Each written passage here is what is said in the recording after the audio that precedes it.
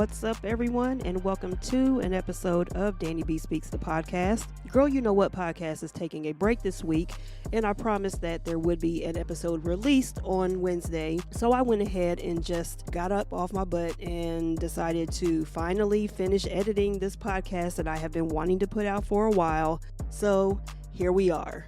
Girl, You Know What podcast will be back next week. So in the meantime, I hope you enjoyed this episode. Now, usually for October, when I am on a consistent schedule, I guess we could say, every October, I try to bring at least one or two stories, like haunted stories that involve the Columbus, Central Ohio area. And I haven't been able to do that yet. So hopefully this won't be the first year that I skip that, but I don't want to wait till next year, but I'll just include it in an episode, and say that this was the haunted episode or whatever. But that's neither here nor there. We cover everything on this here podcast, and there's always room for reinvention, but more on that another time. So welcome to DannieBSpeaks, the podcast. I may have disappeared on this one and the True Crime with DannieBSpeaks podcast, but you can catch me pretty much every week on Girl You Know What podcast that I co-host with my friend Keisha.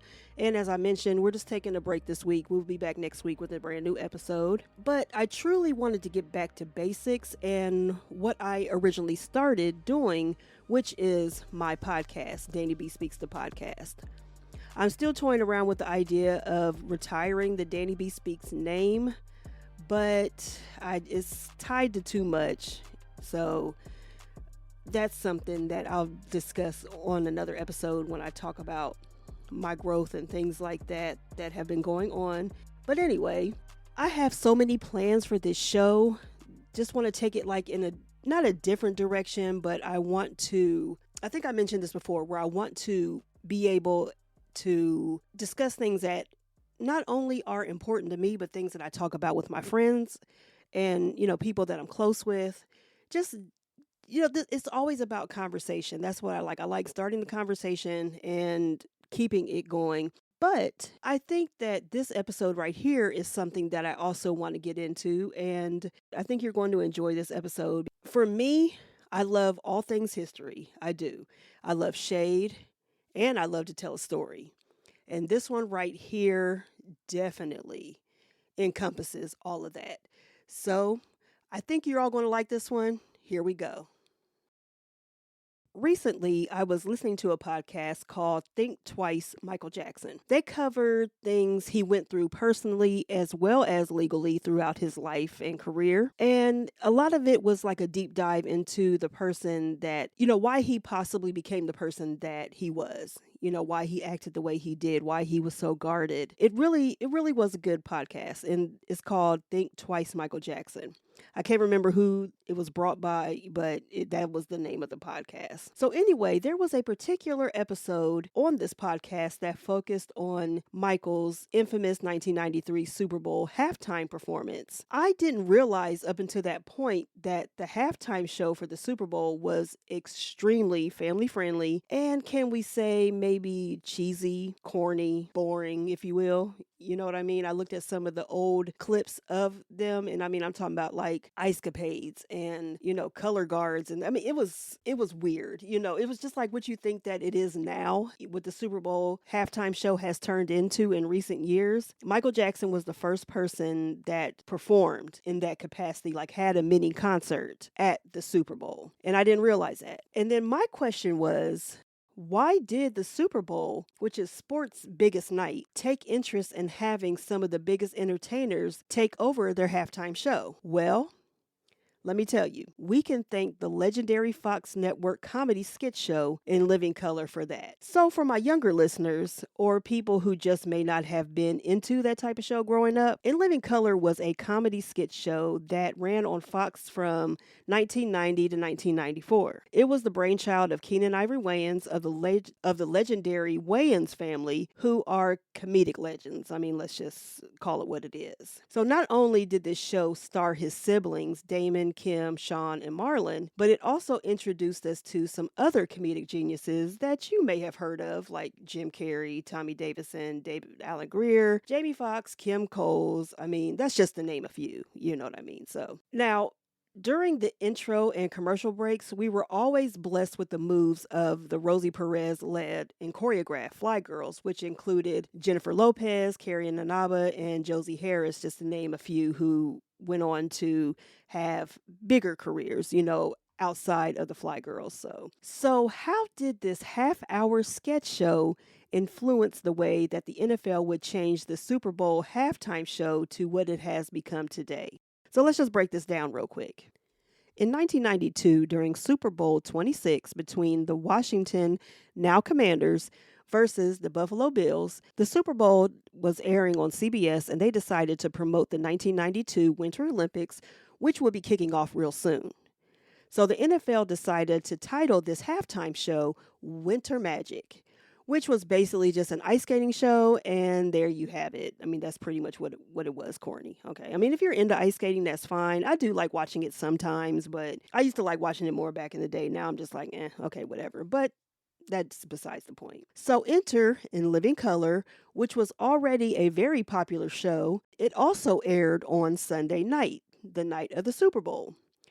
Usually, and even still today, like when the Super Bowl is on, when the Oscars, the Grammys, when like big events like that are on, usually TV shows, they take a week off. They'll take a break. They won't air because they don't want to be in competition with the biggest sports night or the biggest night in music or whatever. Now, we may remember that during the regular shows, when In Living Color was airing, there were always musical guests to close out the show. It was usually a hip hop artist were the ones that were featured. And, of course, I was all here for that, especially 90s hip hop. Let's go. So this year on Super Bowl Sunday, during the most watched show of the year, In Living Color decided to air a live football themed show, which was episode 16 of their third season, if you ever want to look that up. First of all, In Living Color shows were always pre-taped. I don't believe they ever aired a live show until this day. I could be wrong, but I think that most of the shows were pre-taped. And they were in front of a live studio audience. We all saw that. But I believe that most of the shows were pre-taped. Like I said, I could be wrong, but anyway. Not only that, they aired a live show. They aired the show specifically during halftime of the Super Bowl. In Living Color star Tommy Davidson said, "We knew that we could give a better show." And that's exactly what they did. I mean, I watched the episode and it was good. I'm sure I watched it over the Super Bowl halftime show, back then, because I watched like every episode of In Living Color. I had to be in front of my TV Sunday nights. Sunday nights on Fox was the jam in the early 90s. And this particular show drew over 28.9 million viewers, many of whom switched over from the game, which I'm sure we did, during halftime to watch this special episode of In Living Color. I mean, there was comedy, music, dancing. I mean, real entertainment that people wanted to see. We were in the 90s, there was colorful, people didn't want, if you wanted to watch ice skating, the Olympics were getting ready to come on. You know what I'm saying? So there's that. But you better believe that the NFL definitely took notice of this. And I'm sure they were like, oh, hell no. They lost 28.9 million viewers for their halftime show. Just think about it, that happened today, which we know it won't because they purposely some people just turn on the Super Bowl just for the halftime show, because the commercials, let's keep it real, the commercials haven't been that great lately, but the halftime show is usually what people are going to tune in for. Just like this year is going to be Usher. Usher has been putting on a damn show in Vegas. He has the best show in Vegas in years. Let's just keep it real. Yeah, he's going to be on the show this year. So even if people aren't watching the halftime, if they're not watching the Super Bowl, they're going to watch the halftime show. Let's just keep it real. And you know what? Let's keep it real. As good as it turned out for In Living Color, they took a chance themselves. Yes, they had the backing of their network, and they were even sponsored by Frito-Lay, or Frito-Lay's, whatever, who were the ones that actually came up with the idea to counter program against the Super Bowl, which is shady as hell, but funny. So, of course, Keenan Ivory Wayans was definitely here for it. Now, even with their backing, Fox and Frito-Lay they were slightly nervous. Let's just say that. They were slightly nervous, and not necessarily for the views, because they pretty much figured that they could get some views, especially finding out what the halftime show of the Super Bowl was going to be. Let's just say that they were more nervous because In Living Color was very edgy. They got away with a lot of stuff because, the early 90s, people weren't as delicate and sensitive as they are now. In Living Color was that show, and they pushed the line numerous times. I mean, some of the skits that they have on there today, even Blaine and Antoine, I guarantee the LGBTQIA community would be not here for it. And not all of them. We know the ones that just like to fuss. But anyway, and I say that because in Living Color, they pushed the envelope with pretty much every skit that they did. It didn't matter what it was. They pushed the limit. They countered and produced and protrude every single stereotype that you could put out there. But it was all so true. It was just genius. So for anyone who's never watched In Living Color, especially I know I have a lot of younger listeners, find it. Find at least a few clips of In Living Color to watch it, and I'm sure it's available on I think I actually have the DVD set collection. I got so many DVDs that are put up that I'm not getting rid of, but yeah. So anyway. So, of course, that's why Frito-Lay's and Fox were a little nervous about what was going to happen. I mean, one slip up and fines will be coming in. I mean, we know how that goes. When stuff happens, we know how it goes. So the network ended up settling for a 5 to 10 second delay to try to catch something before it aired. But everything went smooth. There were no glitches, no slip ups, no fines were needed, nothing. The show went on flawlessly, which not only just proved so much, but it also proved what a black, Jim Carrey was on there, and I can't think of the white lady's name that was on there for a long time. I'm sorry, but there was a white female comedian that was on there for years, and was her name Kelly or something? But anyway, I see her face, of course, but I can't think of her name right now off the top of my head. But it was a black run, predominantly starred comedy show, which had not happened in years, since like Richard Pryor and Flip Wilson. I mean, this is like in recent years where this happened, and it was a new time, a family that a lot of people really hadn't heard of until this show came on the air. Now, as I mentioned earlier, the NFL definitely took notice. They didn't want that to happen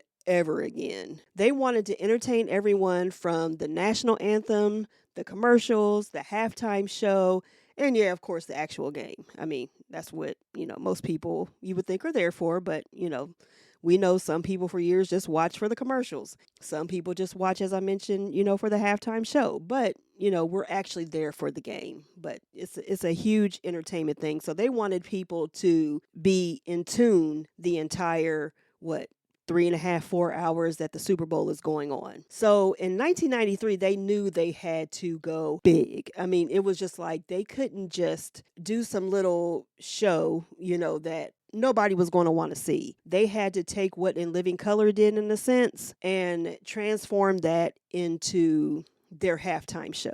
Now, of course, it wouldn't be any comedy or anything like that. They were focused on a musical guest. They couldn't do what In Living Color did. They weren't trying to do that, but they were trying to do something that would bring in those ratings. That's basically what it was. I mean, they really had no choice. Let's just keep it real. So they ended up booking Michael Jackson as the halftime entertainment for Super Bowl 27.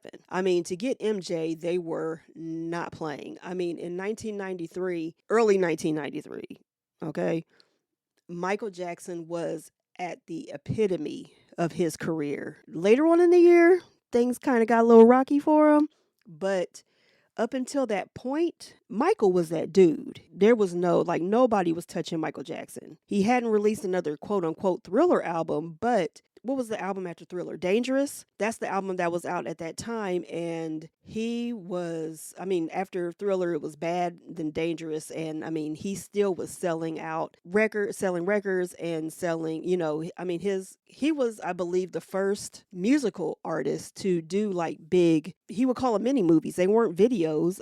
He would shut down networks to premiere his music videos, and they would be almost a half hour long, at least 20 minutes long. So that's what they were going for, and they got it. Michael agreed to do the show, went off, of course, flawlessly, and their ratings went back up. Even though In Living Color, still aired that same year on the same day on Super Bowl Sunday, they still did big numbers. You know what I mean? So yeah, but anyway, now for years, the cast of In Living Color always stated how they influenced the Super Bowl halftime shows. And of course, the NFL won't ever admit to it, but they did. I mean, let's just, they had the NFL spooked. Let's just keep it real. They did. For them to, think they had it nipped in the bud with these little, flower child halftime shows or whatever. No. And you see what they had to do. So I know for a fact that coming from Fox, because Fox was still kind of a new network at the time, and they were still kind of, like everybody says, that Fox basically built their network off of black shows, which they did. There were a lot of black shows on Fox in the early to mid 90s. And of course, now you don't really see that. But I mean, even the NFL airs on Fox now. So that's how big Fox has that, how big they have become. So, but NFL was spooked. Let's just keep it real. So, and they thought that they had something going on, with their little pomp and circumstance type shows that absolutely no one was feeling in the 90s. And they let it be known.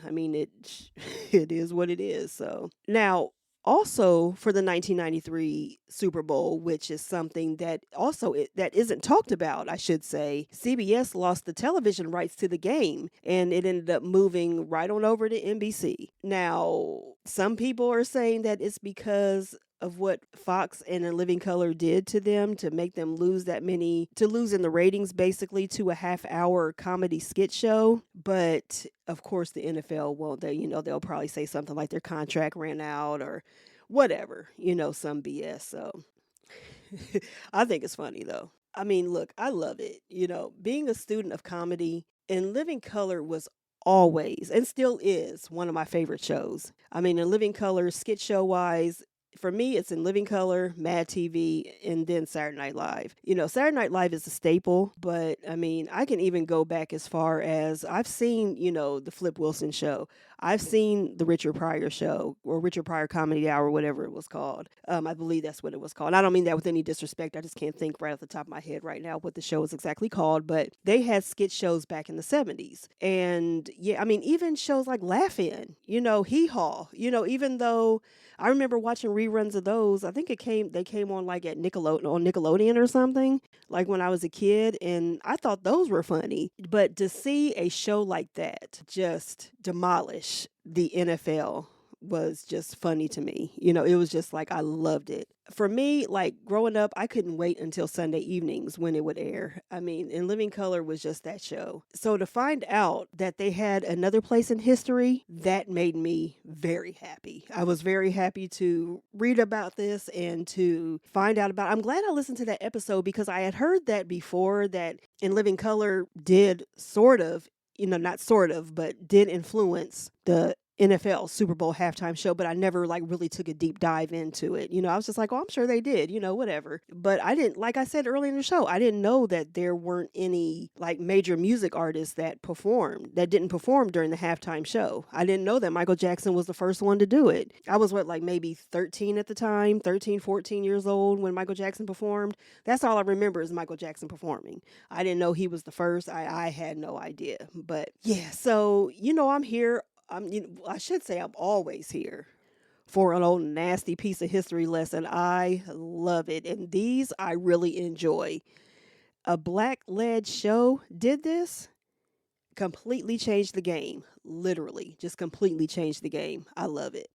So thank you all for tuning in to this episode of DannieBSpeaks, the podcast. Be sure to check out my other solo podcast, True Crime with DannieBSpeaks, where, of course, I discuss one of my favorite things, which is true crime. I also have a third podcast, which is a collaboration with my good friend Keisha of Wellness and Women and The Pink Box. That podcast is called Girl, You Know What. You can check us out over on IG at girl_you know what if you have any questions, suggestions, if you would like to be featured featured on the show. You have to have like some kind of, I'll get into that on the podcast. And, we'll get into that. So you have to listen to it to find out how you can be on that podcast. There you go. You can listen to all 3 podcasts on my website, DannieBSpeaks.com, on Apple Podcasts, Google Podcasts, Amazon Podcasts, Audible, Spotify, and my YouTube page, which is Danny B Speaks. Also on my YouTube page, you can enjoy nostalgic videos, reviews, music mashups, and other original content, more which will be coming very soon, I promise. I'm dead serious. I promise they're coming. So be sure to subscribe to my YouTube page at Danny B Speaks and get into all that. You can follow me on Instagram and Facebook at Danny B Speaks. If you have Apple Music and want to listen to some good playlists, follow me on Apple Music, where I share playlists that I have created myself. Some are even back from like my DJing days. Like I'm telling you, like back in the day, like I found some playlists that I did back when I used to DJ, and it's really some good stuff on there. I'm just saying. But anyway, on Apple Music, I am under Tahir Ali. So go ahead and give me a follow and a listen over there. If you need to reach out to me for any business inquiries, such as promoting your business, your products, etc., anything like that, on my podcast, on my website, on my social media platforms, or if you want to discuss collaborating with me, sponsoring me, being a guest on the show, you can go ahead and hit me up at DannieBSpeaks@gmail.com. As always, I truly appreciate you all. Be sure to continue to support or start supporting the Danny B Speaks brand. It would be so greatly appreciated. One day I'll get consistent, but just bear with me until then.